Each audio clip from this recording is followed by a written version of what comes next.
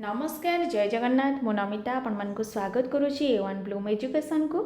आज आम पढ़ा नवम श्रेणी संस्कृत व्याकरण बही कर्तुकारक और प्रथमा विभक्ति विषय।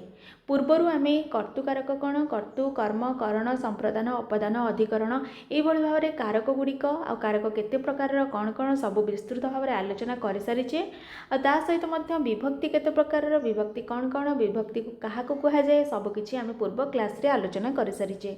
जो मैंने भी देखी ना निहत भाव में पूर्व क्लास देखा और भल लगे वीडियो निहत भाव चैनल को सब्सक्राइब कर वीडियो को लाइक कर पाखु शेयर कर।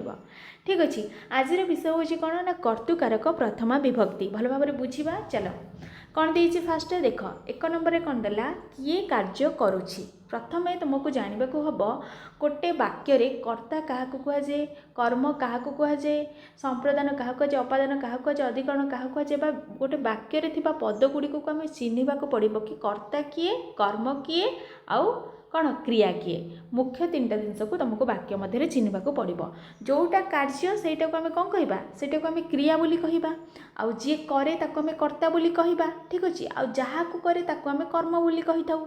ठीक अच्छे तो ये गोटे वाक्य देती क नंबर देख छात्र पठती चल छात्र कौन करुच्ची पढ़ुची तेल पढ़ा हूँ कौन पठती हूँ कौन गोटे क्रिया आ छात्र हूँ कौन जी करुच्ची कर्ता तो जी कर्ता ताठारे कौन लगे ताको आम कर्तुकारक बोली कहवा एवं से लगे कौन प्रथमा विभक्ति बुझीगला। तो कर्तुकारक प्रथम विभक्ति होता है तो वाक्य आम चिन्हवा कर्ता किए आउ क्रिया किए इधर कर्ता और क्रिया देचे वाक्य तो पठती हूँ क्रिया आ कर्ता हूँ छात्र तेल छात्र जेहेतु कौन कर्ता है सेटा हूँ कर्तुकारक हम एवं कर्तुकारक प्रथम विभक्ति होता है।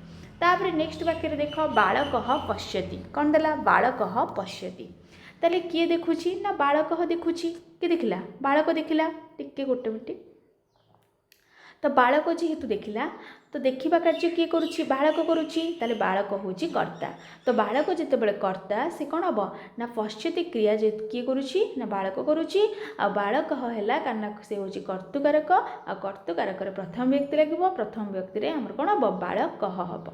ठीक अच्छे तापर देखिए कौन देवदत्त गच्छति ताले जाऊँगी किए जाऊँगी क्रियाटा को किए करुच्ची ना देवदत्त करुच्ची ताले देवदत्त कौन हम देवदत्त कर्ता हम। ठीक अच्छे ताले देवदत्त गच्छति ठीक अच्छे देवदत्त कौन करुच्ची जाऊँगी गच्छति तापर देख ताले गच्छति क्रियाटा किए कला देवदत्त ताले देवदत्त हम कौन कर्तुकारक कर्तुकारक प्रथम व्यक्ति कौन हम प्रथम कर्तुकारक क्यों विभक्ति मैंने प्रथम व्यक्ति तो प्रथम व्यक्ति देवदत्त को प्रथम व्यक्ति कले कौन हम देवदत्त। ठीक अच्छे कौन हम देवदत्त।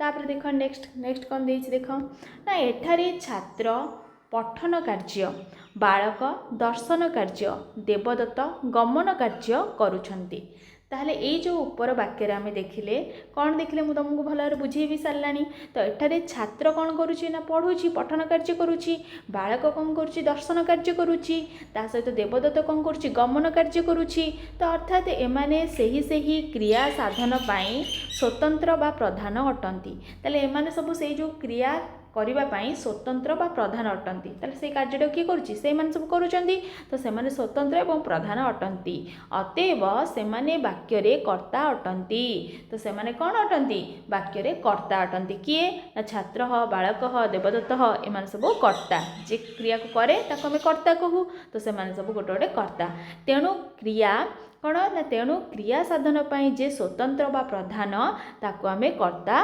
कुहाइबा ताको आमे कर्ता बोली कहिबा।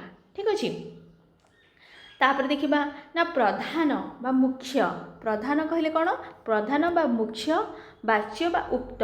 ठीक अच्छे तामाने प्रधान जहाँ मुख्य सेया वाच्य सेया उक्त सेया। ठीक अच्छे जो उक्ते कर्तरी प्रथम बोली कहू आम बा प्रधान प्रथमा उक्ते माने कौन से उक्तर अर्थ होची उक्त माने प्रधान। ठीक अच्छे बा मुख्य बा वाच्य यही चारोटी शब्द संस्कृत व्याकरण दृष्टि पर्यायवाची अटंती पर्यायवाची माने तुम जानिथिबो पर्यायवाची माने कोन माने समान अर्थ थिबो शब्द तो यहाँ हूँ कौन समपर्यायवाची प्रधान अर्थ जहाँ मुख्य अर्थ सेया वाच्य अर्थ सेया उक्त अर्थ मध्य सेया उपयुक्त वाक्य गुड़िकरे कर्ता प्रधान बा वाच्य बा कर्ता प्रधान बा वाच्य होइथिबारु एगुड़िक कर्तुवाच्य अटंती जेहेतु गोटे वाक्य रे कर्ता प्रधान ताले आमे से वाक्य को कौन कहबा कर्तुवाच्य बोली कहबा ठीक अछि वाच्य जेंती माने तुम माने जानिबो जो गोटे वाक्य रे जदी कर्ता प्रधान रहला ताको कर्तुवाच्य जदी कोन माने कर्म प्रधान रहला ताको कर्मवाच्य ठीक अछि ता माने एटा कोन एटा जेहेतु कर्ता प्रधान अछि वाक्य रे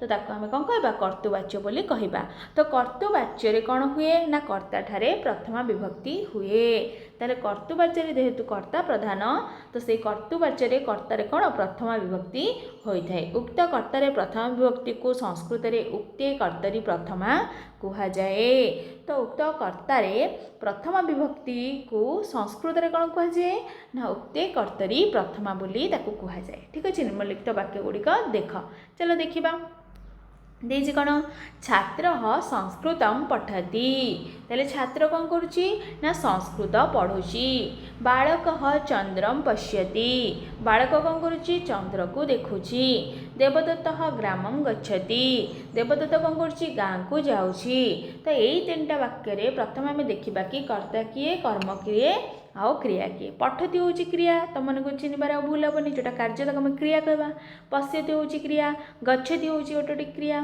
तापर छात्र हूँ कौन छात्र हूँ कर्ता बालक हूँ कर्ता देवदत्त हूँ कर्ता आ संस्कृतम चंद्रम ग्रामम ये सब गोटे गोटे कर्म माने छात्र पढ़ुची कौन पढ़ुची तार उद्देश्य कौन संस्कृत तो संस्कृत को पढ़ुची तो संस्कृत हम कौन कर्म तार बालक पश्यति बालक देखुची क्या को देखुची चंद्र को देखुची तार चंद्र हम कौन कर्म देवदत्त गच्छति देवदत्त जाऊँगी कौटी जाऊँगी ना ग्राम को जाऊँगी ग्राम हूँ तार इस्पित तो जो गुड़ाक सब ये मझे अच्छी से सब तर इस्पित इस्पित जिनस तो इस्पित जिनस कौन कर्मकारक हम से हम कर्म किंतु आमर मुख्य कौन आम जेहेतु कर्तुकारक पढ़ुचे तेल आम कर्ता चिन्ह पारा कि ना जी कला सी हूँ कर्ता तो छात्र हूँ बालक हूँ देवदत्त हूँ कौन वाक्य कर्ता ठीक अच्छे उपयुक्त वाक्य गुड़िकर कर्ता प्रधान बा उक्त होइतिबारु जेहेतु कर्ता प्रधान बा उक्त होइछि ठीक अच्छे तो ताहले कौन होइतिबारु से गुड़िक कर्तुवाच्य तेणु उक्त कर्ता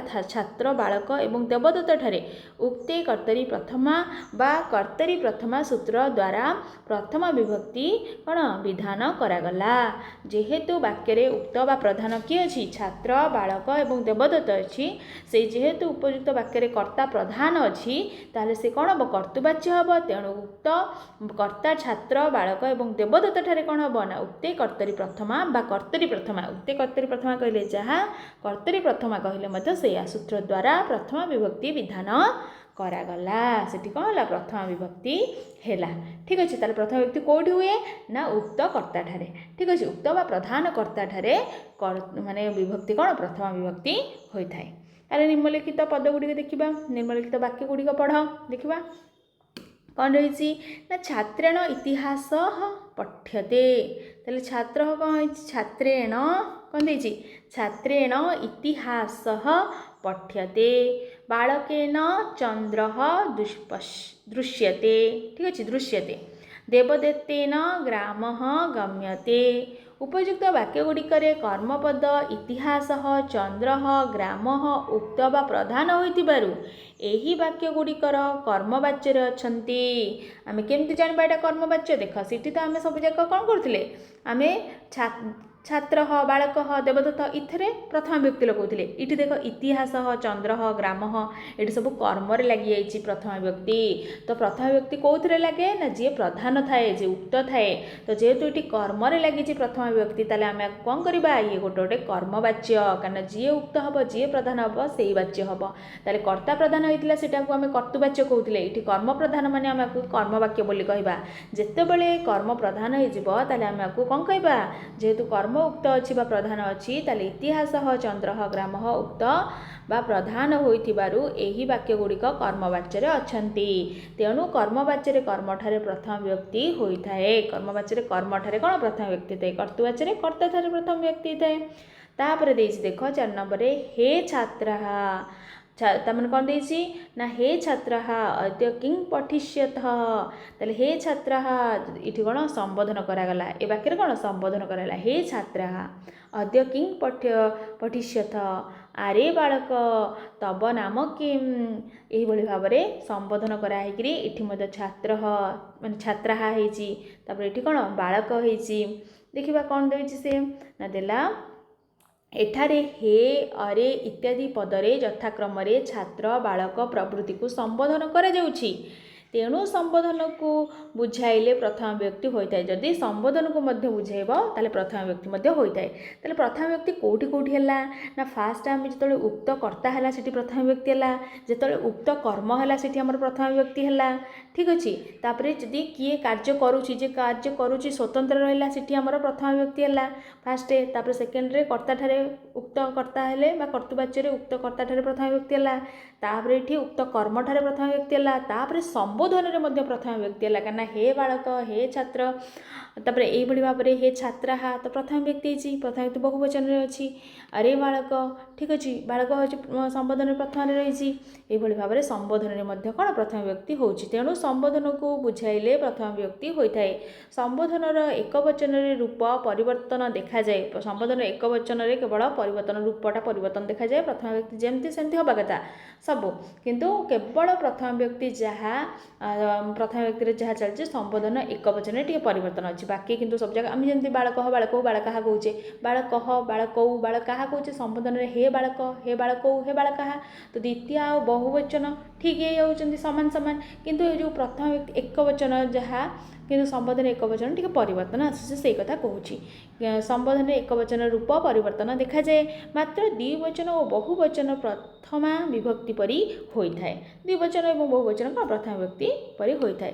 5 ନମ୍ବରରେ କ'ଣ ଦେଲା ନା 5 ନମ୍ବର ଦେଇଛି ତୋମ୍ ଏବ ମମ ପରମଃ ବନ୍ଧୁ। ତୁମେ କ'ଣ ତୁମେ ହେଉଛ ମୋର ପରମ ବନ୍ଧୁ। ତାପରେ ଆସିତ୍ ପୁରା ବାଲ୍ମୀକି ନାମ ମହାନ କବିଃ।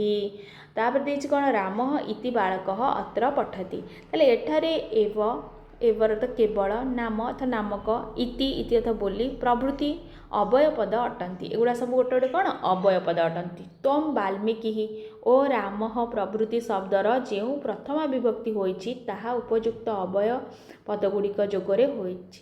ତାମାନେ ଦେଖ ଅବୟ ପଦ ଯୋଗରେ ମଧ୍ୟ ଆମର ପ୍ରଥମ ବ୍ୟକ୍ତି ହୋଇଥାଏ। ତାହେଲେ ଆମେ କେତେଟା ପଢ଼ିଲେ, ଫାଷ୍ଟ ପଢ଼ିଲେ ସ୍ୱତନ୍ତ୍ର କର୍ତ୍ତାଠାରେ, ତାର କର୍ତ୍ତା ପ୍ରଧାନ ବାକ୍ୟରେ ବା କର୍ତ୍ତୃବାଚ୍ୟରେ କର୍ତ୍ତାଠାରେ, କର୍ମବାଚ୍ୟରେ କର୍ମଠାରେ, ତାପରେ ପଢ଼ିଲେ ଆମେ ଚତୁର୍ଥ କ'ଣ ସମ୍ବୋଧନ ପଦରେ, ତାପରେ କ'ଣ ପଢ଼ିଲେ ପଞ୍ଚମରେ କି ଅବୟ ପଦ ଯୋଗରେ ମଧ୍ୟ କ'ଣ ପ୍ରଥମ ବିଭକ୍ତି ହୋଇଥାଏ। ଯେହେତୁ ଏବ ତୋମ୍ ଏବ, ତ ଏଠି ଯେହେତୁ ଏବ ଲାଗିଛି ତୋମ୍ ଠାରେ ପ୍ରଥମ ବ୍ୟକ୍ତି, ତ ଏଇଭଳି ଭାବରେ ଇତି ପୁରା ଏସବୁ ଅବୟ ପଦ ହୋଇଥିବାରୁ ତା ପୂର୍ବ ପଦଟା କ'ଣ ପ୍ରଥମ ବ୍ୟକ୍ତି ହେବ। ସେ କଥା କହୁଛି ଏଠାରେ ଏବ ବା କେବଳ, ନାମ ବା ନାମକ, ଇତି ବା ବୋଲି ପ୍ରଭୃତି ଅବୟ ପଦ ଅଟନ୍ତି। ତୋମ୍ ବାଲ୍ମୀକି ଓ ରାମଃ ପ୍ରଭୃତି କ'ଣ ଶବ୍ଦର ଯେଉଁ ପ୍ରଥମ ବିଭକ୍ତି ହୋଇଛି ତାହା ଉପଯୁକ୍ତ ଅବୟ ପଦ ଗୁଡ଼ିକ ଯୋଗରେ ହୋଇଛି। ଏହାକୁ ଅବୟ ଯୋଗେ ପ୍ରଥମା କୁହାଯାଏ। ଠିକ୍ ଅଛି। ପ୍ରଥମ ବିଭକ୍ତିର କ'ଣ 5ଟା ନିୟମ ଆମେ ଜାଣିଲେ। ଠିକ୍ ଅଛି।